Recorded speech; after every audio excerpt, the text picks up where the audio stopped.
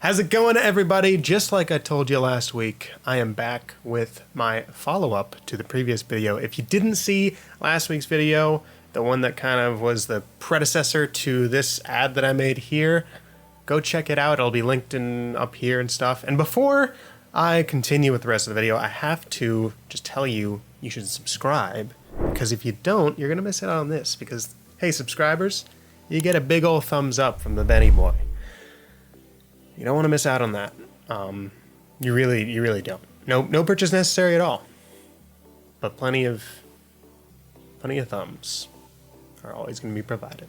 So last week I did chips, not sponsored by Trader Joe's. This week I decided to do a drink, also not sponsored by Trader Joe's or Spindrift. So I learned a lot from the first video. I think, like, first of all was the lighting. I think I could still get better at the lighting, but I was able to at least improve just a little bit, I thought. The flicker thing is really tough to figure out. If anybody knows how to fix that, please let me know. Because I did do, you know, the offset shutter speed, but it still wasn't great. So maybe I need to just tweak around with it a little bit more. I also felt like I was able to visualize just a little bit better with storyboarding. I'll show that on the screen right now. I'm done. It's next to me, and the camera's kind of locked off. This is a little similar.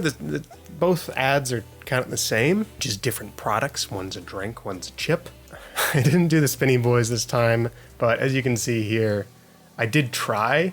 It just didn't really end up how I wanted it to. I mean, it looks okay, like right there, that looks okay. It looks a little bit like those like movies from the 50s or the 60s when they're showing like a spaceship flying through space and it's clearly on wires and just dangling. So it didn't really work out, but I didn't end up needing it. I don't think that the video really is missing anything without it. And then I definitely got more coverage this time. As you can see here, there's like just so many different shots of the can.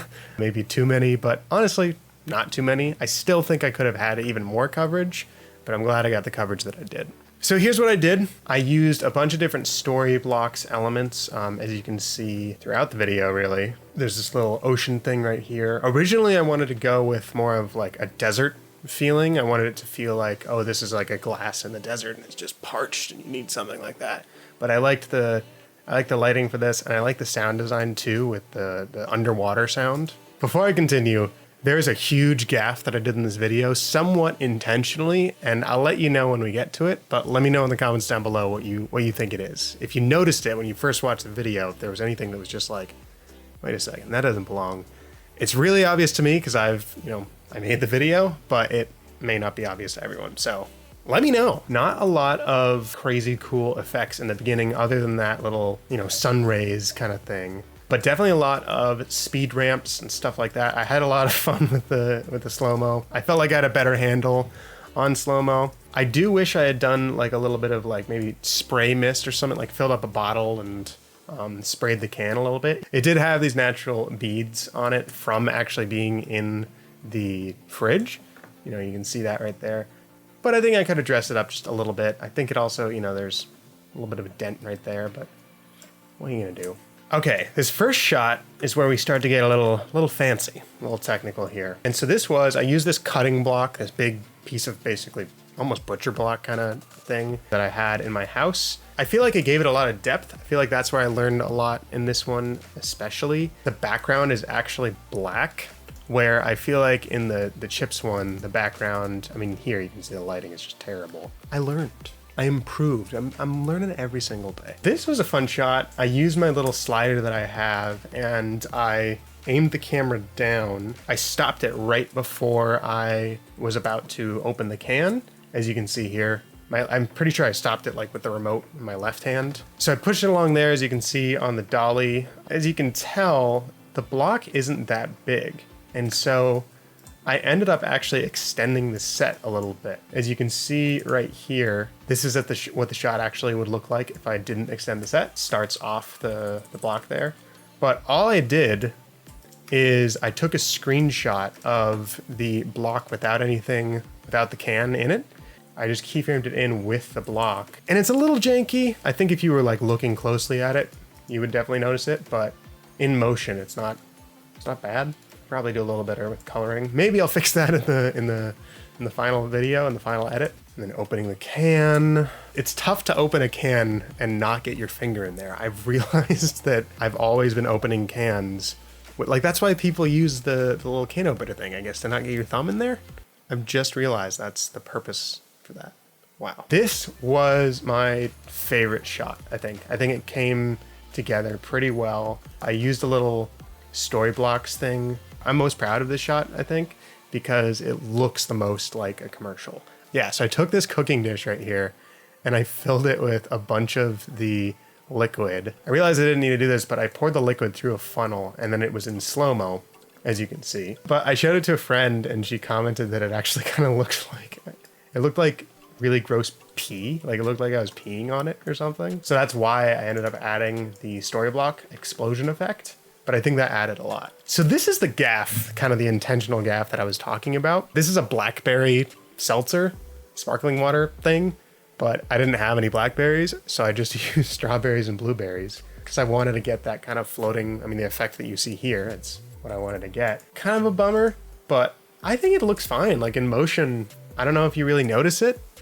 Did you notice it? And then actually on accident, I realized this when I was watching back, the circle on the can and the can top itself, or from the inside rather, kind of almost line up perfectly. And then this was cool. I cut off the bottom of the can because I wanted to show it, the inside pouring. I think I'm blocking it. Yeah, I'm blocking it in the behind the scenes. Yeah, so that's basically what it is.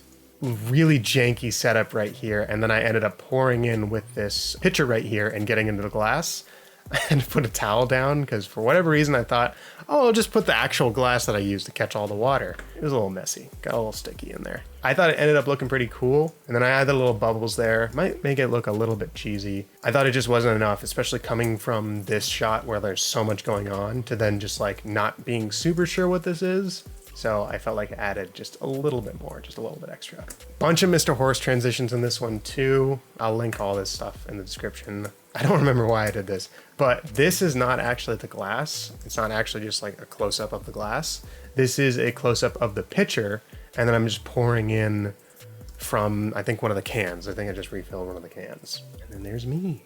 I got a little speed rampy stuff there. All right, real quick, let's go over the sound design. Song was crucial. Song drove the whole motion and everything. Used free sounds for the sound effects, of course, just like last time. I can't recommend it enough. They're so useful. Put a lot of ambiance kind of sounds in here. I wanted it to sound like it was underwater in the beginning, so I did like an underwater sound there. And then there's, what is this, like a space sound? Yeah, deep space. Can opening is actually from free sound as well. I didn't use any can opening sounds that I recorded myself. I did a little splash right here.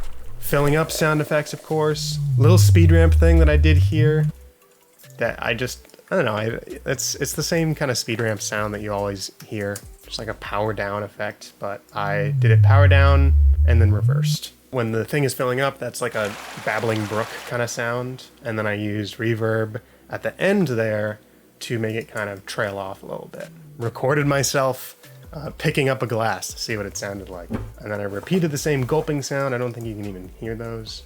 And that is my see, it sounded just like it.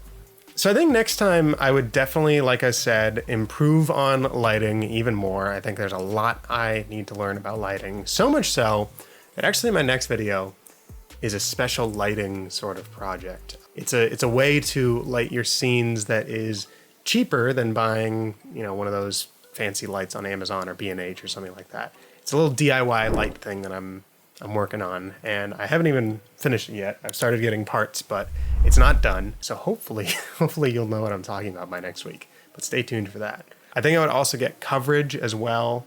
Coverage. I mean, it's just so important. And then I think next time when I do something like this, the concepts were a little too similar. It's basically the same thing as like show the product and then pour out the product and then consume the product. I feel like I could challenge myself a little bit more, and maybe I'll come up with some sort of goofy challenge thing.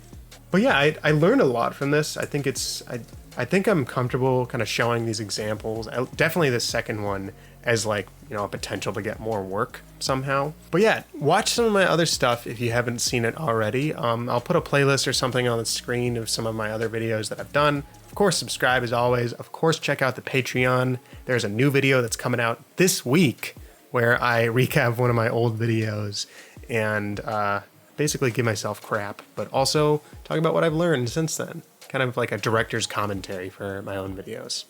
I have a pencil now. Goodbye.